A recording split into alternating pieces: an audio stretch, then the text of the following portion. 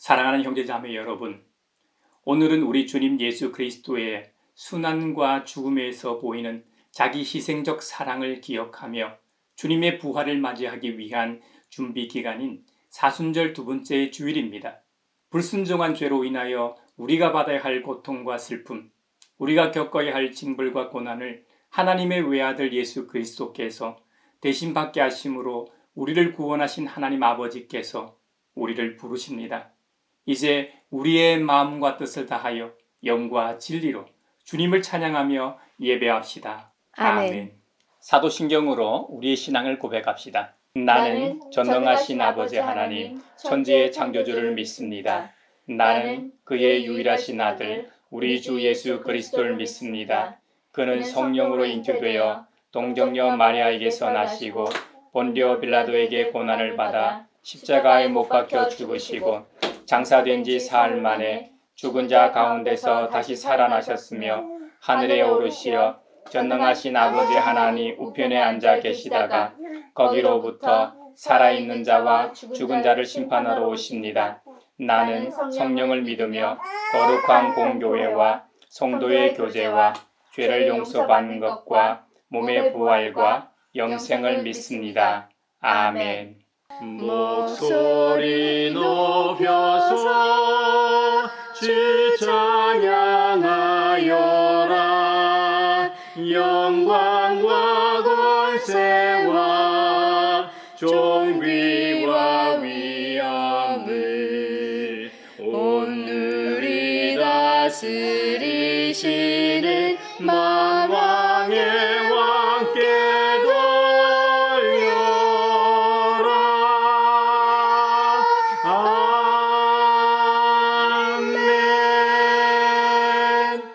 주님을 경외하는 사람들아, 너희는 그를 찬양하여라. 야곱 자손아, 그에게 영광을 돌려라. 이스라엘 자손아, 그를 경외하여라. 그는 고통받는 사람의 아픔을 가볍게 여기지 않으신다. 그들을 외면하지도 않으신다. 부르짖는 사람에게는 언제나 응답하여 주신다. 주님께서 하신 이 모든 일을 회중이 다 모인 자리에서 찬양하겠습니다. 내가 서원한 희생 제물을 주님을 경외하는 사람들 앞에서 바치겠습니다. 가난한 사람들도 여러분들의 마음이 늘 유쾌하길 바랍니다 하면서 축배를 들고 배불리 먹을 수 있을 것이다. 주님을 찾는 사람은 누구나 주님을 찬양할 것이다. 땅끝에 사는 사람들도 생각을 돌이켜 주님께로 돌아올 것이며 이 세상 모든 민족이 주님을 경배할 것이다. 주권은 주님께 있으며 주님은 만국을 다스리시는 분이시다. 땅 속에서 잠자는 자가 어떻게 주님을 경배하겠는가? 무덤으로 내려가는 자가 어떻게 주님 앞에 무릎 꿇겠는가? 그러나 나는 주님의 능력으로 살겠다. 내 자손이 주님을 섬기고 후세의 자손도 주님이 누구신지 들어 알고 아직 태어나지 않은 세대도 주님께서 하신 일을 말하면서 주님께서 그의 백성을 구원하셨다 하고 선포할 것이다. 아멘. 내 친구 되신 예수님 날 구원하시려고 그 귀한 몸을 버리사 내 죄를 대속했네. 나 주님을 늘 믿으며 그 손을 의지하고 내 몸과 마음을 바쳐서 끝까지 충성하리. 만일 우리가 죄가 없다고 말하면 우리는 자기를 속이는 것이요 진리가 우리 속에 없는 것입니다. 우리가 죄를 자백하면 하나님은 신실하시고 의로우신 분이셔서 우리 죄를 용서하시고 모든 불의에서 우리를 깨끗하게 해주실 것입니다.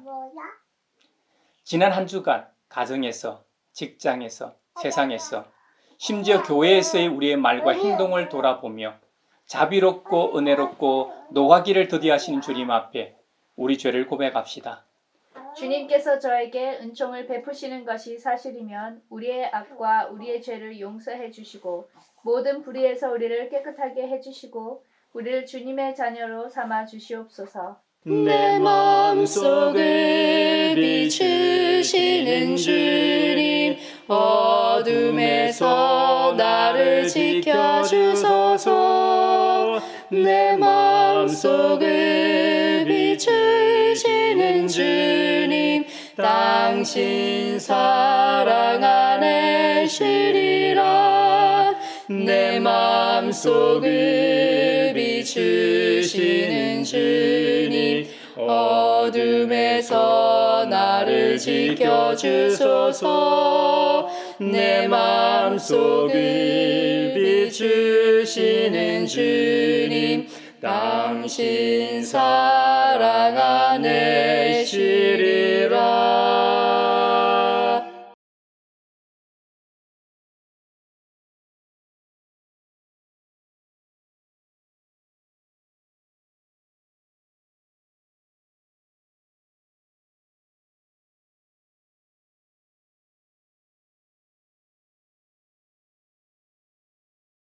제가 여러분에게 전하는 소식은 하나님은 빛이시요 하나님 안에는 어둠이 전혀 없다는 것입니다.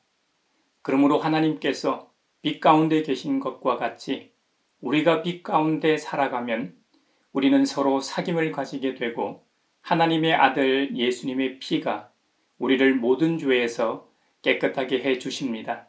이제 주님께서 우리의 죄를 용서하셨음을 주님의 이름으로 선언합니다. 아멘. 아멘. 못 박힌 손발 보니 큰 자비 나타내셨네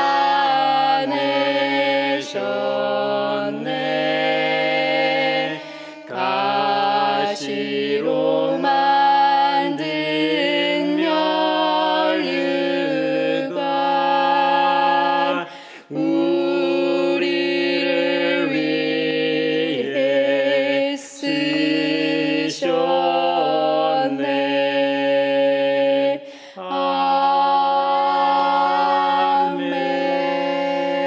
아멘. 오늘 우리에게 주신 구약의 말씀은 창세기 17장 1절에서 7절, 15절에서 16절입니다. 하나님의 말씀을 경청하십시오. 아브라함의 나이 99이 되었을 때 주님께서 그에게 나타나셔서 말씀하셨다. 나는 전능한 하나님이다. 나에게 순종하며 흠없이 살아라. 나와 너 사이에 내가 몸소 언약을 세워서 너를 크게 번성하게 하겠다. 아브라함이 얼굴을 땅에 대고 엎드려 있는데 하나님이 그에게 말씀하셨다. 나는 너와 언약을 세우고 약속한다. 너는 여러 민족의 조상이 될 것이다. 내가 너를 여러 민족의 아버지로 만들었으니 이제부터는 너의 이름이 아브라함이 아니라 아브라함이다. 내가 너를 크게 번성하게 하겠다. 너에게서 여러 민족이 나오고 너에게서 왕들도 나올 것이다. 내가 너와 세우는 언약은 나와 너 사이에 맺는 것일 뿐 아니라 너의 뒤에 오는 너의 자손과도 대대로 세우는 영원한 언약이다. 이 언약을 따라서 나는 너의 하나님이 될 뿐만 아니라 뒤에 오는 너의 자손의 하나님도 될 것이다. 하나님이 아브라함에게 또 말씀하셨다. 너의 아내 사레를 이제 사레라고 하지 말고 사라라고 하여라. 내가 그에게 복을 주어 너에게 아들을 낳아주게 하겠다. 내가 너의 아내에게 복을 주어서 여러 민족의 어머니가 되게 하고 백성들을 다스리는 왕들이 그에게서 나오게 하겠다. 아름답고 귀한 말씀 생명샘이로다. 아름답고 귀한 말씀 생명샘이로다. 오늘 우리에게 주신 서신의 말씀은 로마서 4장 13절에서 25절입니다. 하나님의 말씀을 경청하십시오. 아브라함이나 그 자손에게 주신 하나님의 약속, 곧 그들이 세상을 물려받을 상속자가 되리라는 것은 율법으로 말미암은 것이 아니라 믿음의 의로 말미암은 것입니다. 율법을 의지하는 사람들이 상속자가 된다면 믿음은 무의미한 것이 되고 약속은 헛된 것이 됩니다. 율법은 진노를 불러옵니다. 율법이 없는 곳에는 범법도 없습니다. 이런 까닭에 이 약속은 믿음에 근거한 것입니다. 그것은 하나님께서 아브라함에게 이 약속을 은혜로 주셔서 이것을 그의 모든 후손에게도 곧 율법으로 사는 사람들에게만이 아니라 아브라함이 지닌 믿음으로 사는 사람들에게도 보장하시려는 것입니다. 아브라함은 우리 모두의 조상입니다. 이것은 성경에 기록된 대로 내가 너를 많은 민족의 조상으로 세웠다 함과 같습니다. 이 약속은 그가 믿은 하나님, 다시 말하면 죽은 사람들을 살리시며 없는 것들을 불러내어 있는 것이 되게 하시는 하나님께서 보장하신 것입니다. 아브라함은 희망이 사라진 때에도 바라면서 믿었으므로 너의 자손이 이와 같이 많아질 것이다 하신 말씀대로 많은 민족의 조상이 되었습니다. 그는 나이가 100세가 되어서 자기 몸이 이미 죽은 것이나 다름없고 또한 사라의 태도 죽은 것이나 다름없는 줄 알면서도 그는 믿음이 약해지지 않았습니다. 그는 하나님의 약속을 믿고 의심하지 않았습니다. 오히려 그는 믿음이 굳세어져 하나님께 영광을 돌렸습니다. 그는 하나님께서 스스로 약속하신 바를 능히 이루실 것이라고 확신하였습니다. 그래서 하나님께서는 이것을 보시고 그를 의롭다고 여겨주셨습니다. 그가 의롭다는 인정을 받았다 하는 말은 아브라함만을 위하여 기록된 것이 아니라 하나님께서 의롭다고 여겨주실 우리, 곧 우리 주 예수를 죽은 사람들 가운데서 살리신 분을 믿는 우리까지도 위한 것입니다. 예수는 우리의 범죄 때문에 죽임을 당하셨고 우리를 의롭게 하시려고 살아나셨습니다. 아름답고 귀한 말씀 생명샘이로다. 아름답고 귀한 말씀 생명샘이로다. 오늘 우리에게 주시는 복음의 말씀은 마가복음 8장 31절로 38절입니다. 주님의 말씀을 경청하십시오. 그리고 예수께서는 인자가 반드시 많은 고난을 받고 장로들과 대제사장들과 율법학자들에게 배척을 받아 죽임을 당하고 나서 사흘 후에 살아나야 한다는 것을 그들에게 가르치기 시작하셨다. 예수께서 드러내놓고 이 말씀을 하시니 베드로가 예수를 바싹 잡아당기고 그에게 항의하였다. 그러나 예수께서는 돌아서서 제자들을 보시고 베드로를 꾸짖어 말씀하셨다. 사탄아, 내 뒤로 물러가라. 너는 하나님의 일을 생각하지 않고 사람의 일만 생각하는구나. 그리고 예수께서 제자들과 함께 무리를 불러놓고 그들에게 말씀하셨다. 나를 따라오려고 하는 사람은 자기를 부인하고 자기 십자가를 지고 나를 따라오너라. 누구든지 제 목숨을 구하고자 하는 사람은 잃을 것이요 누구든지 나와 복음을 위하여 제 목숨을 잃는 사람은 구할 것이다. 사람이 온 세상을 얻고도 제 목숨을 잃으면 무슨 이득이 있겠느냐? 사람이 제 목숨을 되찾는 대가로 무엇을 내놓겠느냐? 음란하고 죄가 많은 이 세대에서 누구든지 나와 내 말을 부끄럽게 여기면 인자도 자기 아버지의 영광에 쌓여 거룩한 천사들을 거느리고 올 때에 그를 부끄럽게 여길 것이다. 이것은 주님의 말씀입니다. 하나님 감사합니다. 아름답고 귀한 말씀 생명샘이로다. 아름답고 귀한 말씀 생명샘이로다. 사회를 위하여 기도합니다. 현재 1000명 가까이 되는 전공의들이 며칠째 파업을 이어가면서 진료와 수술에 차질이 있다고 합니다. 이 갈등이 반년 또는 1년도 갈 수 있다는 말은 무시무시합니다.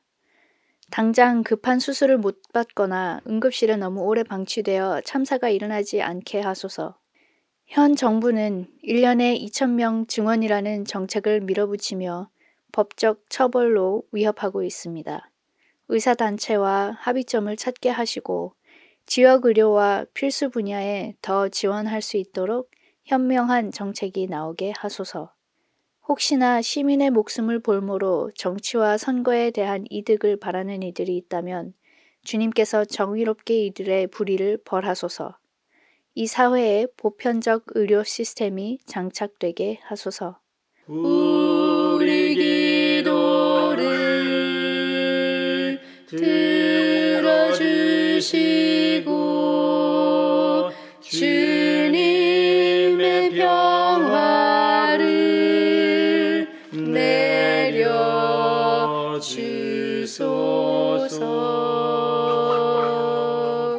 아멘.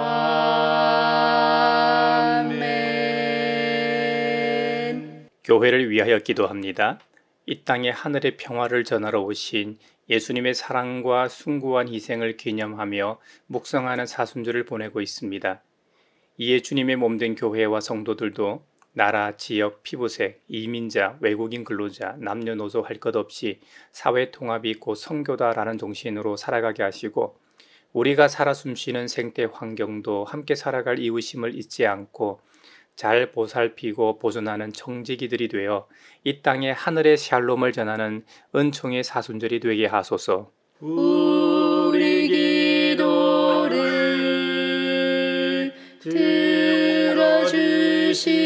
들어주시고 주님의 평화를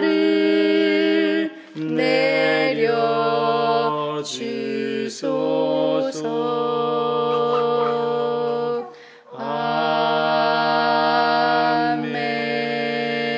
아멘. 세계를 위하여 기도합니다. 러시아 우크라이나 전쟁이 딱 2년이 지났습니다. 그동안 우크라이나는 서방의 도움을 받아 맞서고 있지만 모두들 지쳤고 러시아의 푸틴은 내부의 정적을 암살하며 세력을 붙들고 있습니다. 미국은 최근 러시아에 500개 이상 신규 규제를 발표하며 대응했습니다. 미국은 최근 러시아에 500개 이상 신규 제재를 발표하며 대응했습니다만 이 전쟁이 빠르게 끝날 기미가 보이지 않습니다. 현재 우크라이나의 아이들과 청소년들은 공습 피해로 지하에 수개월씩 대피하며 수면장애와 외상 후 스트레스 장애인 PTSD에 시달리고 있다고 합니다. 이들의 깊은 상처는 우크라이나의 미래에 어떤 악영향을 줄지 모릅니다. 하루빨리 전쟁의 주범인 푸틴과 러시아 지도자들이 물러나 전쟁이 끝나고 전쟁에 혹사당한 우크라이나와 러시아인들이 조금씩 치유되며 일상을 되찾게 하소서.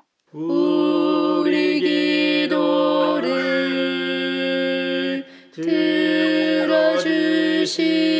들어주시고 주님의 평화를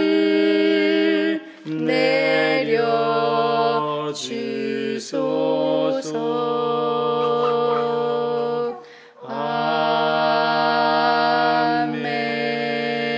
아멘. 언약하면 가장 먼저 떠오르는 민족이 이스라엘이고 언약하면 가장 먼저 떠오르는 인물이 믿음의 조상 아브라함입니다. 하나님께서는 아브라함과 몇 차례 걸쳐 언약을 맺으셨습니다. 고향 갈대아 우르를 떠나라고 명하셨을 때 먼저 약속을 하셨습니다. 아브라함은 하나님의 명령과 약속만 믿고 그 먼 고향을 떠나 미지의 땅으로 출발했습니다. 아브라함과 언약의 기초가 된 것은 창세기 12장에 나오는 약속의 말씀입니다. 오늘 본문은 아니지만 우리가 다시 한번 되새길 필요가 있는 말씀입니다. 함께 보겠습니다. 창세기 12장 1절에서 3절입니다. 주님께서 아브라함에게 말씀하셨다. 너는 내가 살고 있는 땅과 내가 난 곳과 너의 아버지의 집을 떠나서 내가 보여주는 땅으로 가거라. 내가 너로 큰 민족이 되게 하고 너에게 복을 주어서 내게 크게 이름을 떨치게 하겠다. 너는 복의 근원이 될 것이다. 너를 축복하는 사람에게는 내가 복을 베풀고 너를 저주하는 사람에게는 내가 저주를 내릴 것이다. 땅에 사는 모든 민족이 너로 말미암아 복을 받을 것이다. 아멘. 하나님께서는 아브라함이라는 한 사람을 택하셨습니다. 그 사람으로 인해 이 땅에 새로운 나라를 건설하심으로 온 세상이 복을 받기를 원하십니다. 창세기 12장의 약속은 계속해서 확인됩니다. 너의 자손을 땅에 티끌, 먼지같이 셀 수 없이 많아지게 하겠다는 구절이나 저 하늘의 별들처럼 많아지게 하겠다는 구절이나 바닷가의 모래와 같이 많게 하겠다는 이 구절을 통해서 거듭 재확인시켜 주십니다. 여러분, 바닷가의 모래알 수나 하늘의 별 수를 정확히는 몰라도 요즘은 과학이 고도로 발달해 어렴풋이 단위 면적당 대략 계산해 볼 수 있습니다. 지구의 모래알이 128해 개수이고 우주에 존재하는 우리가 관측한 별의 개수가 6,000해 개수라고 하네요. 정말 대단하죠?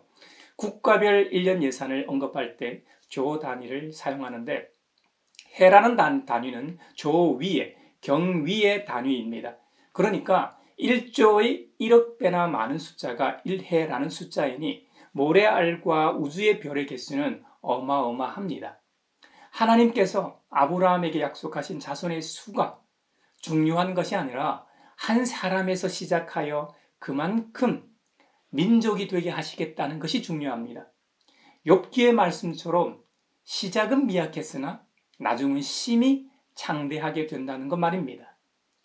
아브라함 너로부터 시작하여 많은 민족이 된다는 약속의 말씀은 창세기 15장 횃불 언약에서 공식적으로 계약 체결이 이루어집니다.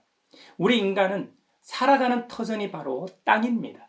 그렇기 때문에 아브라함에게는 자신이 생활해야 하는 땅이 중요했을 겁니다. 하나님께서도 그것을 너무도 잘 아시기 때문에 땅을 약속으로 주신다고 하셨습니다. 이에 아브라함은 직접적으로 묻습니다. 주 나의 하나님, 내가 이 땅을 소유로 받을 것을 무엇으로 알 수 있습니까? 하고 아뢰었더니 하나님께서 뭐라고 답하시는 줄 아십니까? 너는 3년 된 암송아지 한 마리와 3년 된 암염소 한 마리요 3년 된 순양 한 마리와 산비둘기 한 마리와 집비둘기 한 마리씩을 가지고 오라고 명하셨습니다. 말씀이 끝나자 아브라함은 하나님의 말씀대로 제사 제물을 가지고 와서 몸통 가운데를 쪼개어 서로 마주보게 제단 위에 차려 놓았습니다.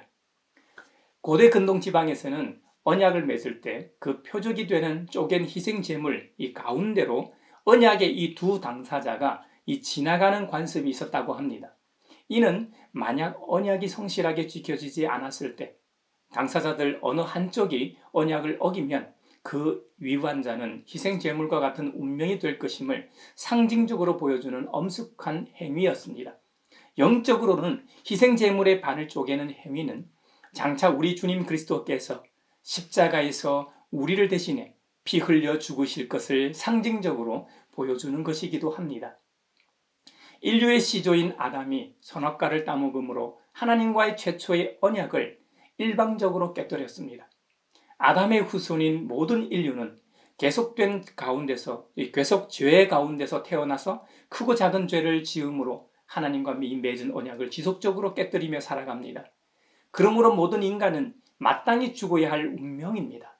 하지만 우리 주님 예수 그리스도께서 모든 인류의 죄를 대신 짊어지시고 스스로 십자가에서 죽으심으로 하나님의 공의를 이루셨습니다. 이제 우리는 주님의 의로운 죽으심으로 인해 영적 죽음을 면하게 되었습니다. 아브라함이 각 제물대로 반을 쪼개 제단 위에 일렬로 놓아둔 제물 사이로 횃불이 지나갔습니다. 이것은 하나님께서 아브라함이 준비한 제물 사이로 타는 횃불을 지나가게 하신 내용을 묘사한 장면입니다. 이것은 하나님의 인재의 상징입니다. 이것은 고대 근동의 관습에 따라 하나님과 아브라함 사이의 언약이 성립되었음을 보여줍니다. 고대 근동에서는 분명 계약 두 당사자가 지나가야 했는데 여기서는 빛으로 임하신 하나님만이 지나가셨습니다. 이것은 하나님께서 언약의 주체자로서 홀로 책임을 지신다는 깊은 뜻이 함축되어 있습니다. 하나님과 사람의 언약은 언제든지 하나님의 단독 사역으로 성립됨을 보여줍니다. 대를 이을 후사가 없는 아브라함에게 후대를 약속하신 언약이나 그 기업은 전적으로 하나님의 은혜로 성취되었음을 성경 기록을 통해 알게 됩니다. 쪼갠 제물들 사이로 횃불이 지나갔다는 것은 하나님께서 아브라함의 제물을 받으셨다는 의미이면서 동시에 더불어 언약의 인준을 보여주는 표시입니다. 중요한 것은 이 언약이 창세기 17장 할례 언약에서 계약의 갱신이 이루어진다는 사실입니다. 그때 이름까지 개명하게 되는데 아브라함의 본래 이름은 아브라함이었습니다. 아브라함은 존귀한 아버지라는 뜻입니다. 이 이름도 참 좋은 이름입니다만 이제는 열국의 아버지, 즉 많은 사람들의 아버지라는 뜻의 아브라함으로 개명하게 됩니다. 자식 없는 사람에게 많은 사람이 아비라는 말만큼 좋은 게 어디 있겠습니까? 그 계명은 아브라함의 의지도 아니고 타인이 지어준 이름도 아닙니다. 창조주 하나님께서 직접 아브라함에게 주신 이름입니다. 하나님께서는 아브라함을 통해 새로운 구속사적 백성, 하나님 나라를 건설하고자 하십니다. 처음 약속하신 창세기 12장과 15장 첫 언약에서는 아브라함 개인에게 적용되는 언약이었고 복이었습니다. 하나님께서 아브라함으로 하여금 큰 민족이 되게 하고 복을 주어 아브라함이 크게 이름을 떠질 수 있게 하시고 복의 근원이 되게 하겠다고 하셨습니다. 그래서 아브라함을 축복하는 사람에게는 똑같이 하나님께서 복을 베풀고 아브라함을 저주하는 사람에게는 똑같이 하나님께서 저주를 내리겠다고 하셨습니다.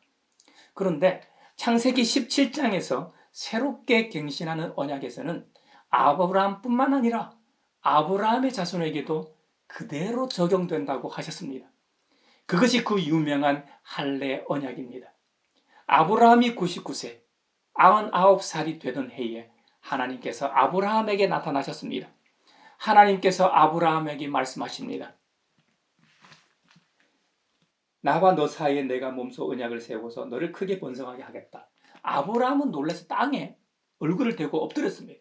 하나님께서 계속 말씀하십니다. 17장 4절 이하입니다. 나는 너와 언약을 세우고 약속한다. 너는 여러 민족의 조상이 될 것이다. 내가 너를 여러 민족의 아버지로 만들었으니 이제부터는 너의 이름이 아브람이 아니라 아브라함이다.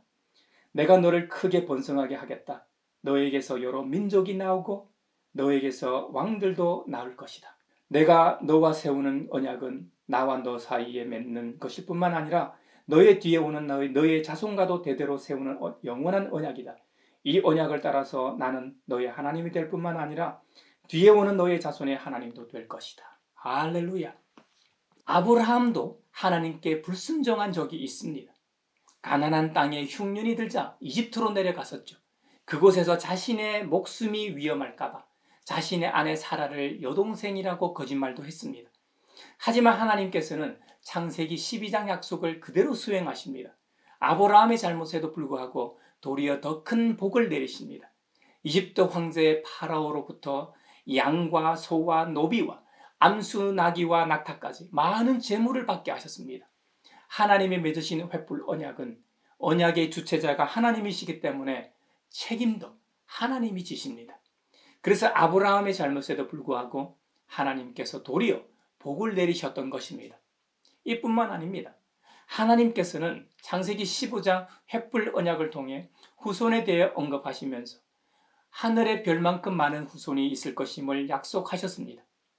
하지만 아브라함은 바로 다음 장인 창세기 16장에서 사라의 여종 애굽 사람 하갈을 첩으로 받아들여 그 첩에서 아들 이스마엘을 낳습니다.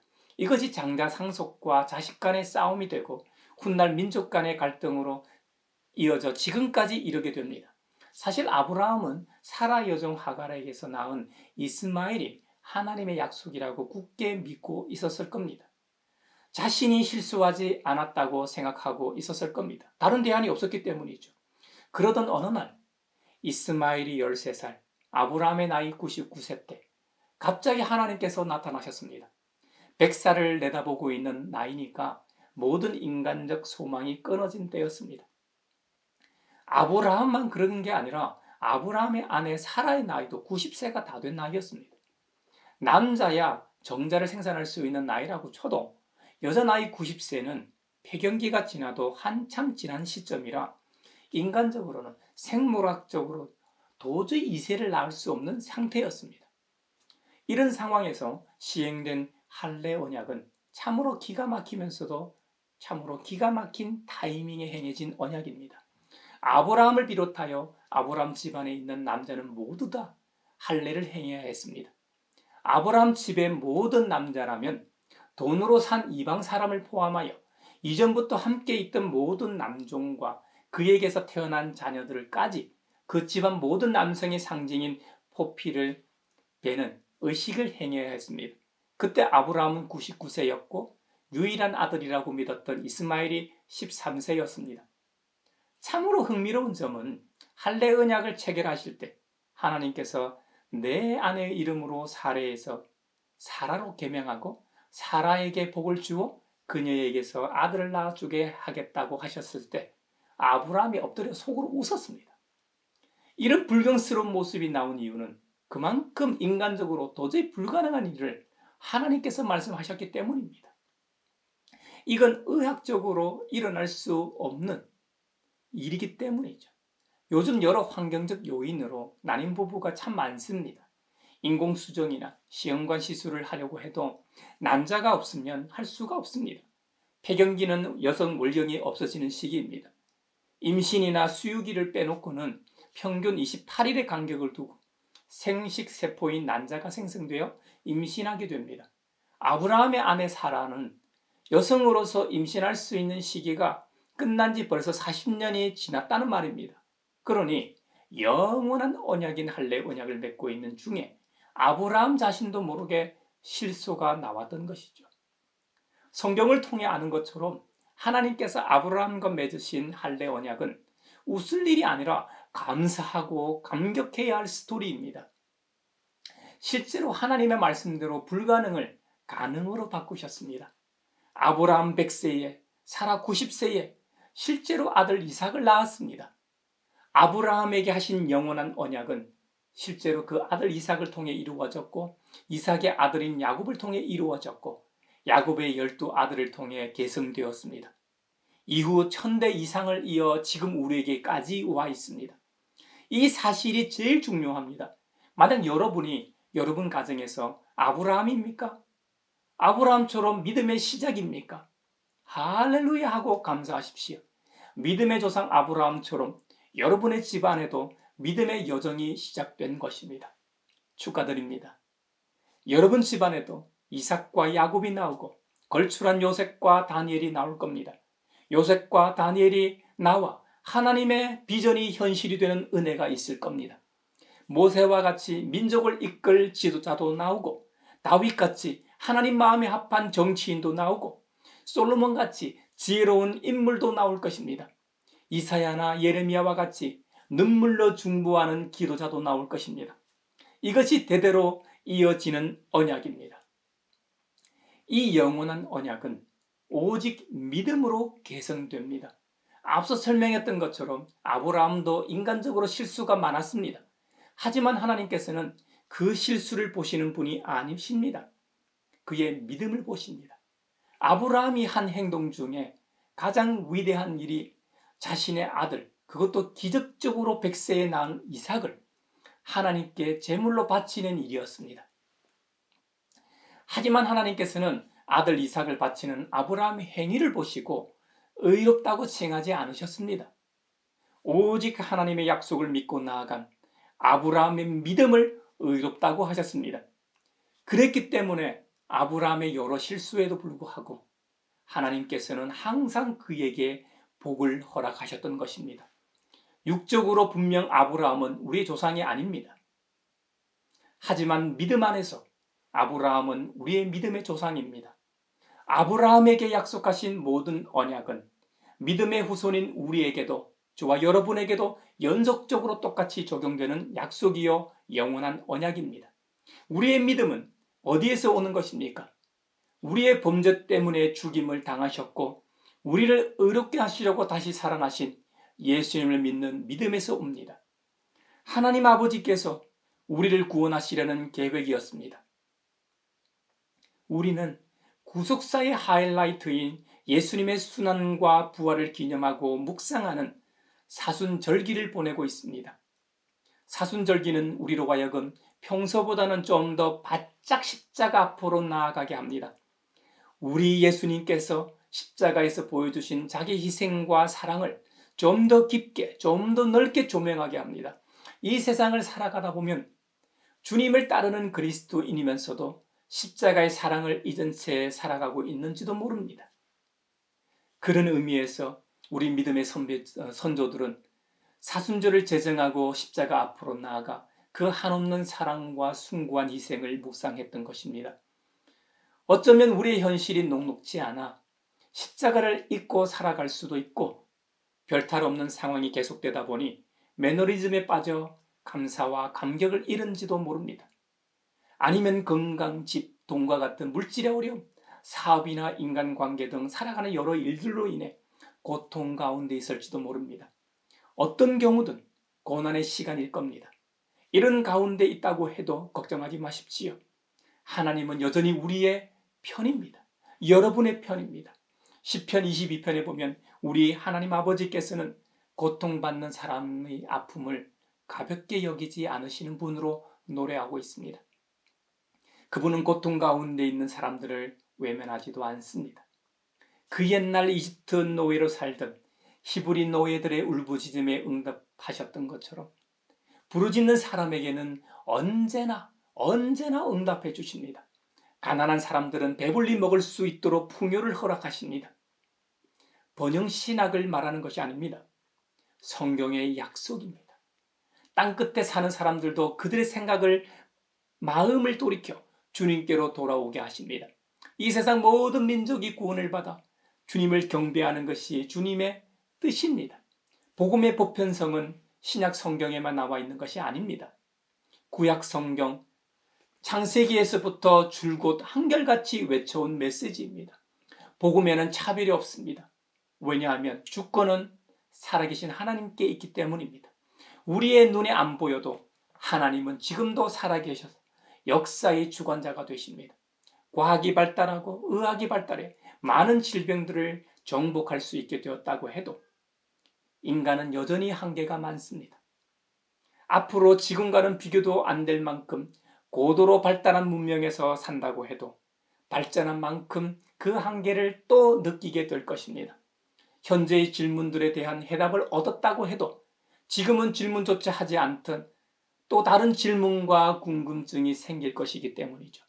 혹 우리의 문명이 고도로 발전해 지구 밖으로 나가 생활할 수 있게 된다고 해도 우주에 관한 놀라움과 궁금증도 더 깊고 더 넓게 생기기 때문이죠. 결국 그때에도 우주의 창조자이시며 우주의 운행을 주장하시는 주님을 잊거나 그분의 손길을 놓을 수 없는 이유입니다. 그러므로 우리는 이전에도 지금도 앞으로도 주님의 능력으로 살아가는 자들입니다.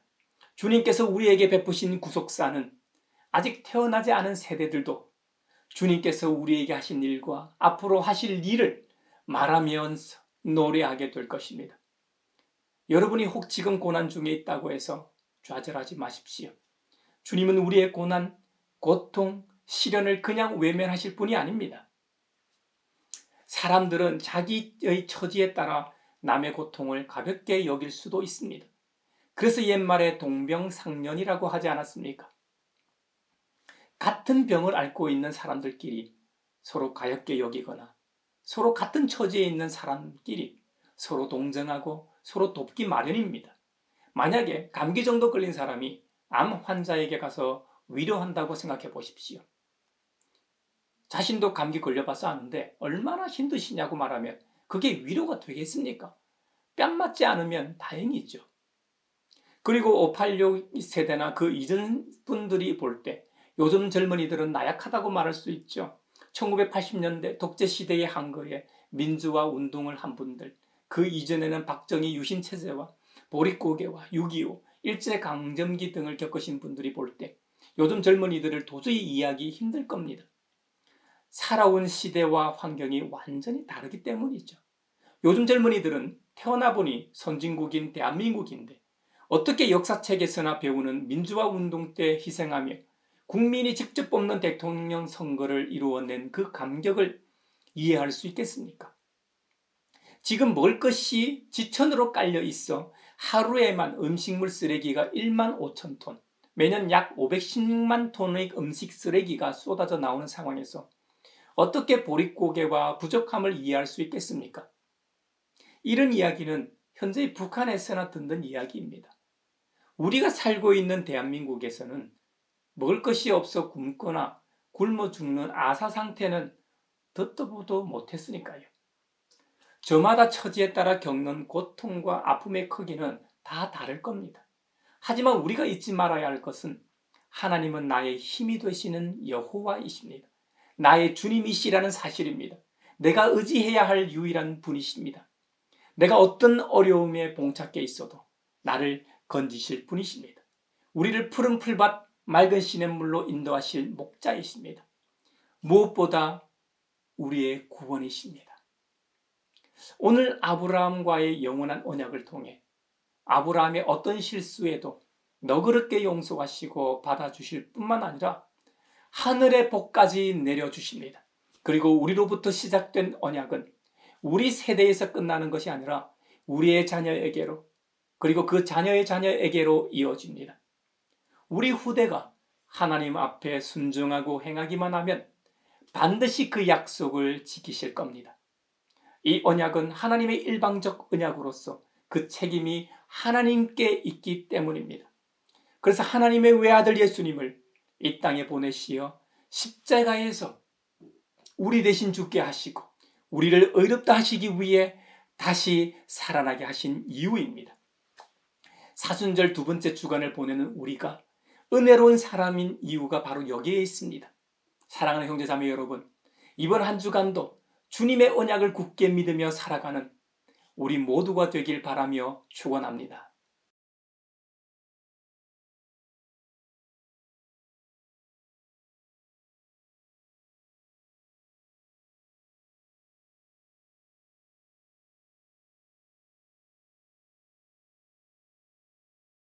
내게 있는 모든 것을 주를 위해 드리네.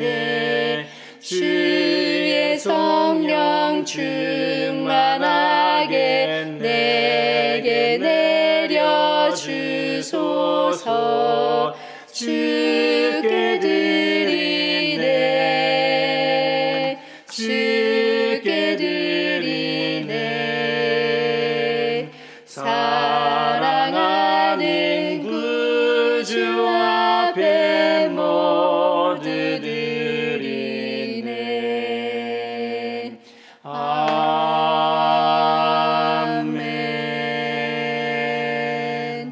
여기에 모인 우리는 우리의 믿음의 역사와 사랑의 수고와 우리 구주 예수 그리스도에 대한 소망의 인내를 여기 연보에 담아 올려드립니다. 주님께서 말씀하신 대로 인색함 의로나 억지로 하지 않고 우리 주님의 십자가 순환과 부활을 깊고 넓게 묵상하고 감사하며 살게 하심에 감사하여 각각 그 마음에 정한 대로 즐거운 마음으로 바치오니 향기로운 예물이 되게 하소서. 은혜의 주님, 우리의 정성을 어여삐 여기시어 주님께서 베푸신 은혜에 비하면 보잘것없지만 말씀하신 대로 미리 구별하여 드리오니 기쁘게 받으시옵소서. 우리의 가진 것이 비록 적어도 바치는 기쁨은 더 커지고 비록 버는 것이 적어도 나누는 즐거움은 더욱 넘쳐 우리 믿음의 소문이 각처에 퍼지게 하소서. 우리 주님 예수 그리스도의 이름으로 감사하며 기도하옵나이다. 아멘. 그 선한 힘에 고요히 감사하여 그 놀라운 평화를 누리며 나 그대들과 함께 걸어가네. 나 그대들과 한 해를 여네. 주께서 밝히신 작은 촛불이 어둠을 헤치고 타오르네. 그 빛에 우리 모두 하나 되어 온 누리에 비추게 하소서. 그 선한 힘이 우릴 감싸시니 믿음으로 일어나릴 기대하네. 주 언제나 우리와 함께 계셔. 하루 또 하루가 늘 새로워. 서로 평화 인사를 나눕시다. 주님의 주님의 평화를 평화를 빕니다. 빕니다. 주님 평화를 빈다 얘들아. 주님의 평화가 여러분과 함께 하시길 바랍니다. 이제 축도하겠습니다.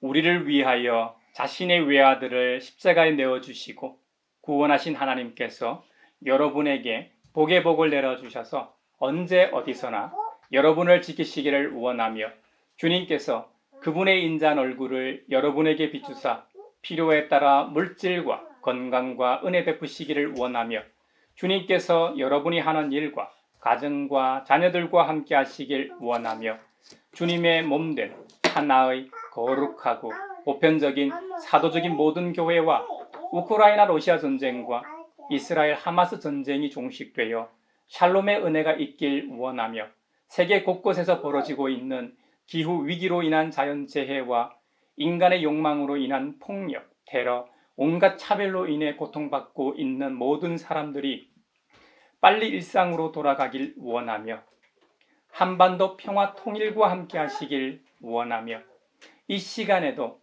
하나님 나라와 예수 그리스도 복음 전파를 위해 수고하고 있는 선교사들과 함께 하시길 원하며 오늘 말씀처럼 오직 믿음으로 의롭다 하심을 받아 대를 이어 하늘의 복을 얻는 모든 사람들 위에 평강 주시기를 성부와 성자와 성령의 이름으로 축원하옵나이다.